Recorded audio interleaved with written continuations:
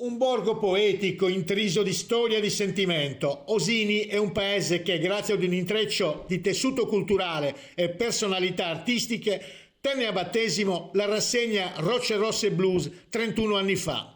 Rocce Rosse Blues Winter Edition è in programma il 13 e poi il 17 e 18 dicembre prossimi tra Osini Nuovo e Vecchio con Amentos, Ritorno a Macondo, la rassegna organizzata in collaborazione con il comune di Osini. Nella prima serata del 13 dicembre a Osini Vecchio, nella chiesa di Santa Susanna, si esibiranno in Tazenda in versione semiacustica. In trio, accompagnati da chitarra e pianoforte, portano in musica e parole una parte importante del loro bagaglio espressivo per guidarci in punta di piedi insieme all'osinese doc Caterina Murino.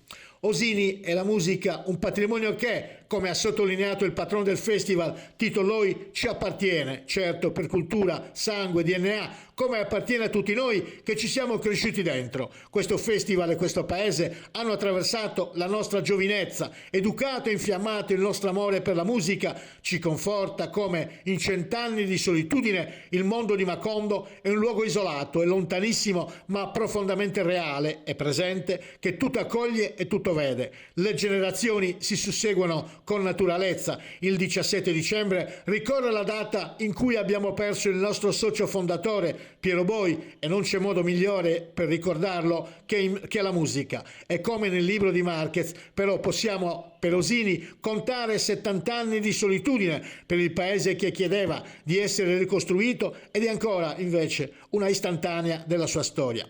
Ci sarà Elena Ledda con Cantendi Adeus, musiche originali e arrangiamenti di Elena Ledda, Mauro Palmas, Marcello Peghin e Silvano Lobina e per il Zephyr Duo Angelica Perra e Leonora Congiu in Danze dal Mondo, concerto per arpa celtica e flauto traverso.